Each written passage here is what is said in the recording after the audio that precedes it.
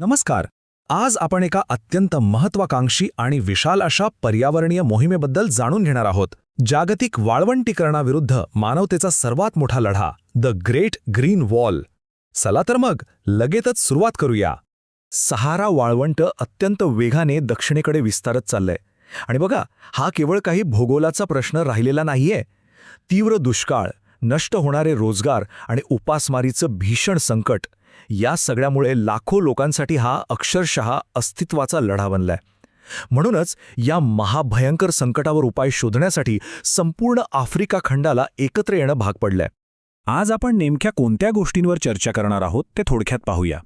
आफ्रिकेचा धाडसी पर्यावरणीय दृष्टिकोन, 2030ची तिहेरी उद्दिष्टे, भिंतीकडून मोझॅककडे झालेला धोरणात्मक बदल, या मोहिमेतील प्रगती आणि अडथळे, याचा सामाजिक आर्थिक प्रभाव, आणि शेवटी आपण पाहूया भारताची स्वतःची अरवली ग्रीन वॉल.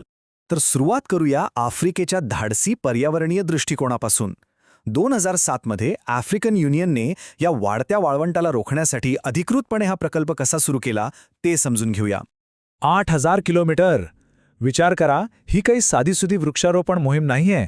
सेनेगालपासून ते अगदी जिबुतीपर्यंत, म्हणजे संपूर्ण आफ्रिका खंडाच्या रुंदी इतका हा महाकाय पट्टा आहे. 8 किलोमीटर रुंद आणि तब्बल 8,000 किलोमीटर लांब. याची अधिक स्पष्ट कल्पना यावी म्हणून सांगतो, आपल्या भारताच्या उत्तरेकडून दक्षिणेकडील अंतराच्या दुप्पट लांबीची ही मूळ योजना होती. आहे की नाही थक्क करणारं? आता हे सगळं नेमकं घडतंय कुठे?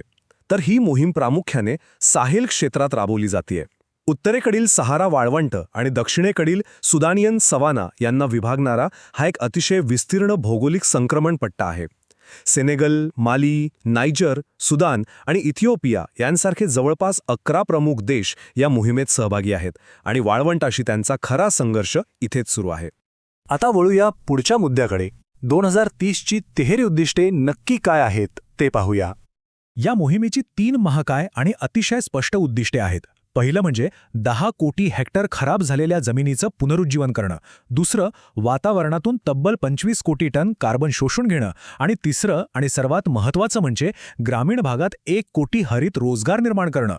म्हणजे बघा, हे केवळ पर्यावरणाचं रक्षण नाहीये, तर खऱ्या अर्थानं आफ्रिकेच्या अर्थव्यवस्थेला नवसंजीवनी देणारं हे एक उत्तम मॉडेल आहे. या प्रवासातला एक अत्यंत महत्त्वाचा टप्पा म्हणजे धोरणात्मक बदल. एका सरळ भिंतीकडून मोझॅककडे झालेला हा बदल कसा आणि का झाला ते आता आपण पाहूया. तर झालं असं की सुरुवातीची कल्पना झाडांची एक सरळ कडक भिंत उभी करण्याची होती. पण निसर्ग काही सरळ रेषांमध्ये काम करत नाही, हे आपणही जाणतोच. तिथल्या कडक हवामानामुळे लावलेली रोपं मोठ्या प्रमाणावर मरण पावली. मग इथून पुढे धोरण बदलण्यात आलं आणि मोझॅक ऑफ ग्रीन म्हणजेच एकात्मिक भूदृश्य व्यवस्थापनाचा दृष्टिकोन स्वीकारला गेला. नुसती झाडं लावण्याऐवजी कृषी वनीकरण, झाई खड्डे यांसारख्या स्थानिक जलसंधारण पद्धती आणि नैसर्गिक पुनरुत्पादनावर भर देण्यात आला. आणि विशेष म्हणजे हा स्थानिक समुदायाला केंद्रस्थानी ठेवून राबवलेला दृष्टिकोन आज खूपच प्रभावी ठरतोय. आता वास्तवाकडे येऊया. या प्रकल्पाची आतापर्यंतची प्रगती आणि समोरचे भूराजकीय अडथळे नेमके काय आहेत यावर एक नजर टाकूया. आजच्या घडीला सांगायचं तर आत्तापर्यंत 3 कोटी हेक्टर जमिनीचं पुनरुज्जीवन करण्यात यश आलंय. म्हणजे एकूण उद्दिष्टाच्या 30% उद्दिष्ट साध्य झालंय. हे नक्कीच कौतुकास्पद आहे. पण हेही विसरून चालणार नाही की अजून 70% लक्ष्य बाकी आहे.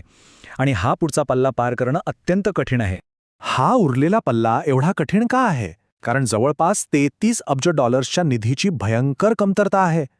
वरून माली, बुर्किना फासो, नायजर आणि सुडान यांसारख्या देशांमधील भूराजकीय अस्थिरता आणि दहशतवाद यामुळे प्रत्यक्ष जमिनीवर काम करणं अनेकदा अशक्य होऊन बसतं. तसंच स्थानिक पातळीवर संस्थात्मक क्षमतेचाही मोठा अभाव आहे. म्हणूनच आता जागतिक स्तरावर निधी आणि समन्वय वाढवण्यासाठी ग्रेट ग्रीन वॉल ॲक्सिलरेटरसारखे जागतिक प्रयत्न सुरू करण्यात आले आहेत. आता एका अत्यंत महत्त्वाच्या पैलूकडे वळूया. या सगळ्याचा सामाजिक आर्थिक हवामानावर होणारा प्रभाव. हे सगळं फक्त झाडे लावण्यापुरतं मर्यादित नाहीये. आपण हे समजून घेतलं पाहिजे की जमिनीचा ऱ्हास थेट जागतिक संकटांना कसा जन्म देतो. जमीन नापीक झाली की तीव्र गरिबी वाढते.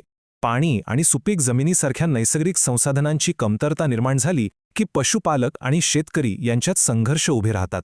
आणि यातूनच पोटापाण्यासाठी आणि उदरनिर्वाहासाठी थेट युरोप आणि इतर खंडांकडे मोठ्या प्रमाणावर हवामान स्थलांतर होऊ लागतं. म्हणजेच काय, तर आफ्रिकेतील ही जमीन सुधारण्याची मोहीम हे केवळ वाळवंट थांबवणारं पाऊल नाही, तर जागतिक पातळीवर होणारं स्थलांतर आणि वांशिक संघर्ष रोखण्याचं ते एक अत्यंत प्रभावी शस्त्र आहे. आफ्रिकेच्या या लढ्यावरून आपण काय शिकू शकतो? आणि इथेच विषय येतो आपल्या भारताच्या अरवली ग्रीन वॉलचा. भारताचं तब्बल 30% क्षेत्र जमिनीच्या रासाला सामोरं जात आहे. म्हणूनच आफ्रिकेच्या त्या 8,000 किलोमीटर लांबीच्या मोहिमेपासून प्रेरणा घेऊन भारतात 1400 किलोमीटर लांबीची आणि 5 किलोमीटर रुंदीची अरवली ग्रीन वॉल उभारण्याची योजना आखली गेली आहे.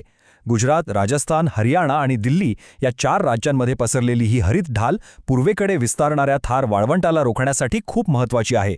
यातूनच आपल्या सुपीक अशा इंडो गंगेच्या मैदानांचं रक्षण होणार आहे. शेवटी एक प्रश्न नक्कीच उपस्थित होतो. जागतिक हवामान बदल आणि अत्यंत वेगाने वाढणाऱ्या वाळवंटीकरणाच्या धोक्याला हे महाकाय पर्यावरणीय अडथळे खरोखरच मागे टाकू शकतील का? या अशा अत्यंत महत्त्वाकांक्षी मानवी प्रयत्नांचं दीर्घकालीन यश केवळ वेळच ठरवू शकेल. पण अस्तित्वाच्या या भयानक लढाईत ही अशी सुरुवात करणं केवळ आवश्यकच नाही, तर आता ती काळाची गरज बनली आहे.